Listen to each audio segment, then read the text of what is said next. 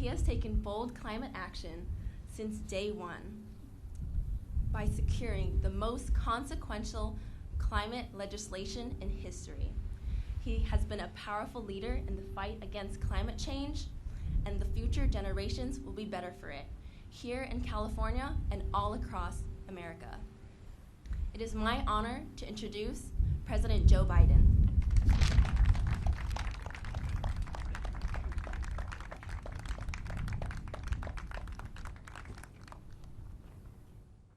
Thank you, China. Is that an introduction?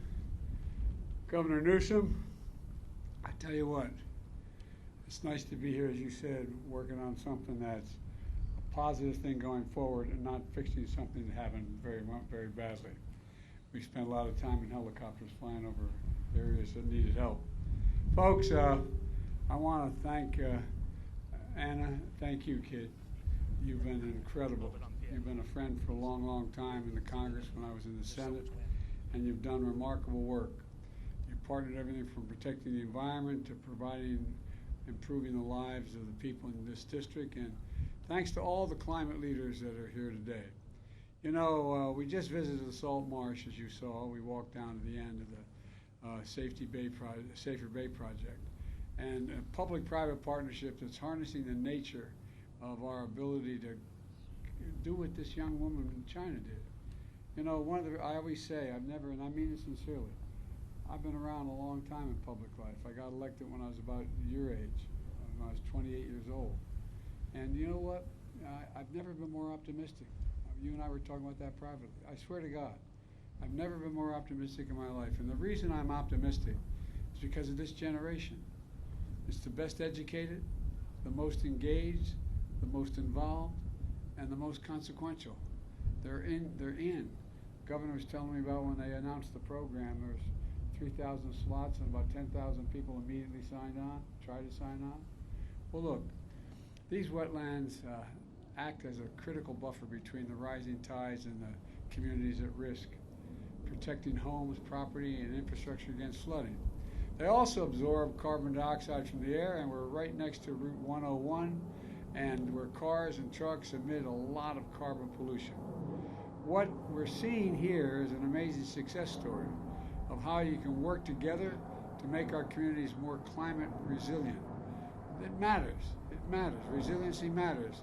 You know, I've toured many sites across the country that clearly show climate change is the existential threat to humanity. The existential threat to humanity. Here in California, the governor, you and I stood together with first responders near Monterey Bay after touring the damage that was done. The devastating storms caused historic flooding that killed 21 people. That comes on the heels of the worst droughts in California in more than a millennia, and the highest sea level rise in more than a century. I've seen wildfire devastation across the West, burning more acres to the ground than are square miles in the state of Maryland. That's how much got burned to the ground, and all the just flying over it is devastating. There's been historic tornadoes and flooding in the Midwest and the Southeast. And just last week across the East Coast and Midwest, we saw what you've already seen here in California. Millions of Americans sheltering indoors. The air not safe to breathe, orange haze covering the sky. It's incredible. By the way, to address those wildfire smoke that's coming from Canada, we're sharing cutting-edge technology that's already used here in California to help detect early fires and help them in sending, in addition to that, firefighters and tankers as well. Folks, the impacts we're seeing in climate change are only going to get more frequent and more ferocious and more costly. Last year alone, natural disasters in America caused $165 billion in damage. Just last year alone, $165 billion in damage. But the worsening impacts are not inevitable.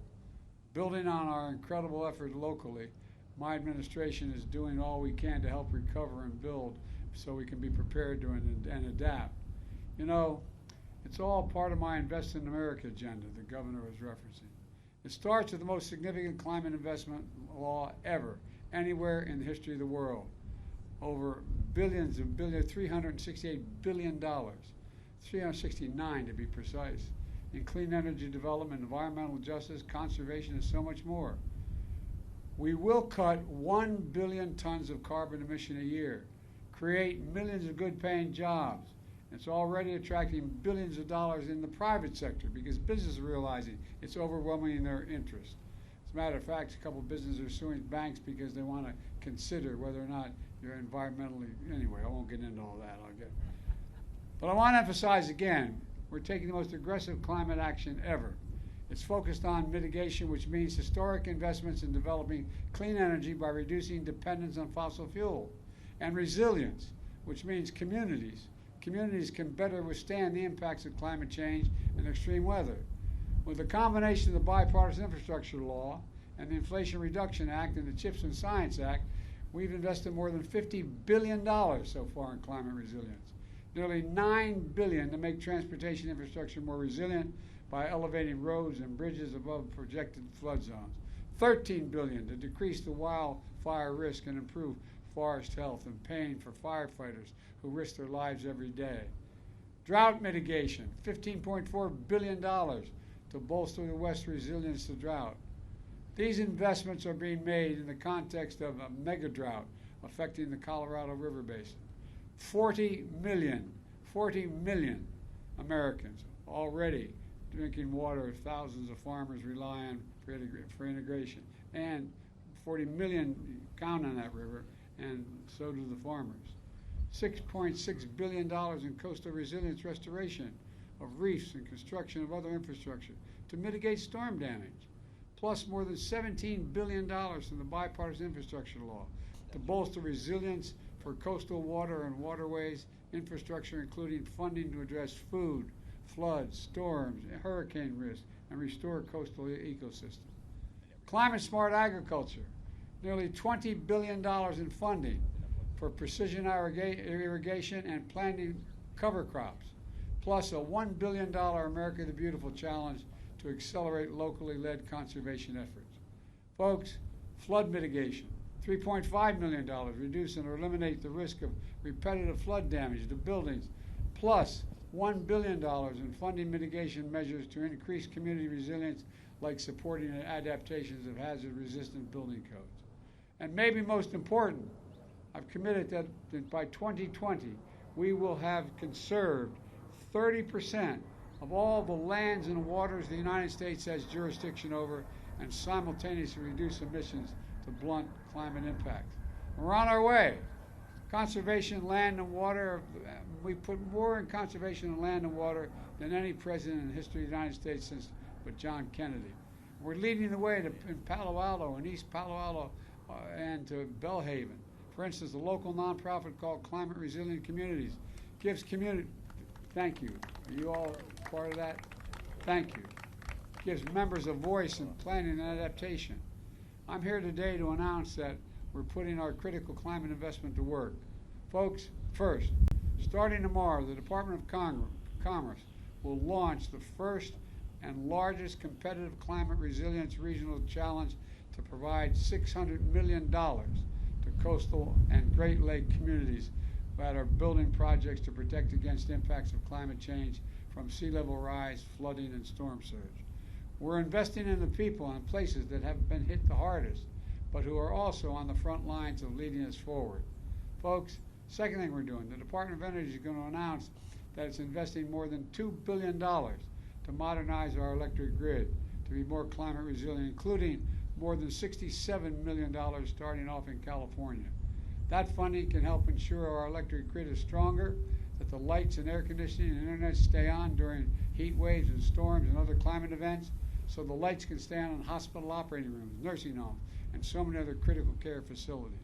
And third, later this year, we're hosting the first ever White House Summit that convenes local, state, tribal, and territorial leaders focused on climate resilience.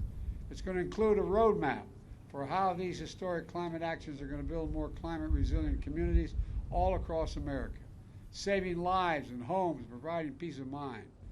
This is how we're going to meet the moment. This is how we're going to, unfortunately, some of our MAGA Republican friends in Congress are continuing to try to undo all the progress we've already made in the first 2.5 years. They were holding the country hostage over the debt limit, unless I would gut the climate provisions of the Inflation Reduction Act. I was determined not to let that happen. With your significant help, and I mean that sincerely, all of you here, particularly Ann and the House and the Congress, we didn't let that happen. And in the end, we didn't just protect some of the climate money and clean energy provisions. We protected every single solitary one.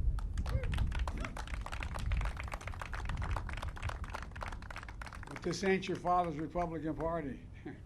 They're back at it again with another bill to repeal the same provisions. But with your help, we're going to stop them again. Let me close with this. Throughout our history, we're the only nation in the world that has come out of every crisis we've entered stronger than we went into it. We're doing it again here in the climate crisis. When I think of climate, I think of jobs. When I think of climate, I think of innovation. When I think of jobs, climate, I think of turning peril into progress. That's why I'm so optimistic about the future. I really am. I just have to remember who in hell we are. We're the United States of America, for God's sake. There's nothing beyond our capacity if we work together. And that's what all of you are doing here, have been doing, and we're going to continue to do. May God bless you all, and may God protect our troops. Let's go get them. Let's get this done.